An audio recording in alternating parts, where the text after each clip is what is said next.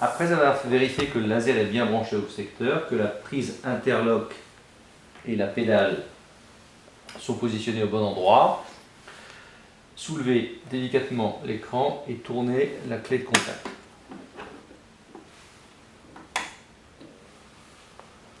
Si cela ne fonctionne pas, c'est qu'on a oublié de mettre l'interrupteur à l'arrière sur ON ou que le bouton d'arrêt d'urgence est enclenché comme ça.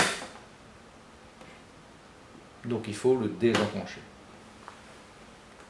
L'écran apparaît avec les témoins de branchement de la pédale, de la fibre et de la prise interlock. Là on voit que les témoins de branchement de la pédale et de la prise interlock sont éteints, donc que ces éléments sont correctement branchés.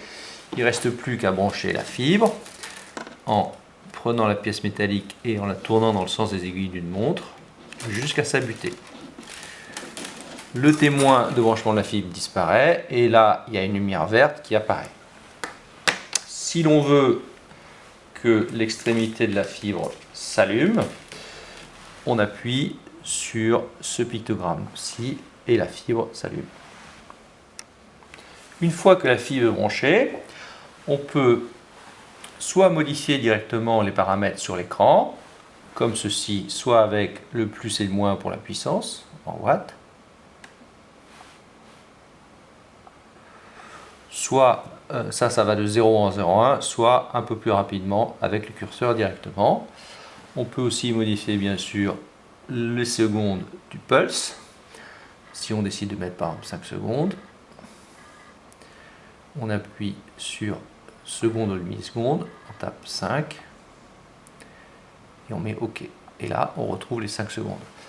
Pareil pour l'interpulse. Si on décide de faire 300 millisecondes, on garde les millisecondes et on met 300. On tape OK et voilà, c'est 300 qui s'affichent. Donc les paramètres qu'on a rentrés, on peut les utiliser bien sûr et traiter directement. Ou si on souhaite les enregistrer, on appuie sur la disquette qui se trouve là et on met sur Save. Et à ce moment-là, on nous propose de noter le titre qu'on souhaite donner à ces paramètres. Par exemple, on peut mettre GVS comme Grande Wetsafen.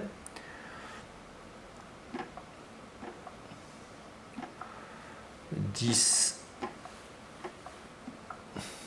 à 15 mm et confirmer.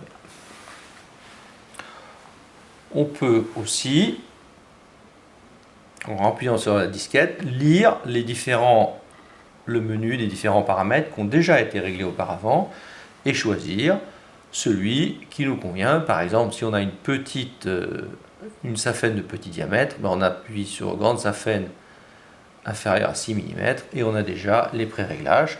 À ce moment-là, on n'a plus qu'à appuyer sur Standby et puis à traiter. Une fois que l'on est prêt, il suffit d'enclencher la pédale, puisqu'on est en mode prêt, et d'appuyer dessus. Et là, on entend le pulse qui dure le nombre de secondes que l'on a programmé, c'est-à-dire que là, 5 secondes, et puis l'interpulse qui dure 200 millisecondes.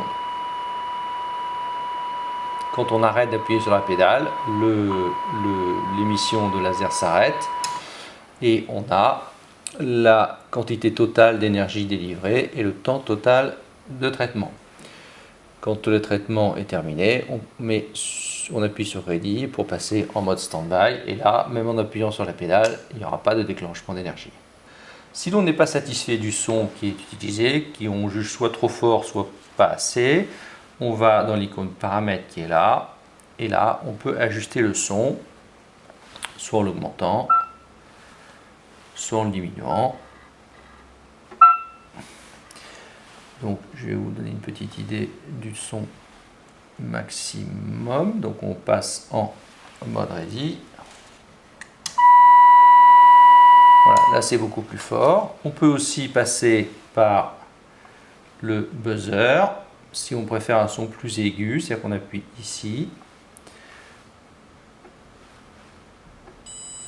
Donc vous voyez, le son est plus aigu. Et on peut régler son volume sur 1, 2 et 3 étoiles. Si on souhaite revenir encore une fois à la liste des menus, on appuie sur la disquette, puis sur Read, et on peut scroller donc dans cette liste. Si on trouve qu'elle est trop longue, qu'il y a des menus qui sont inutiles, on appuie sur celui qu'on veut déléter, par exemple celui-là, on confirme et il disparaît.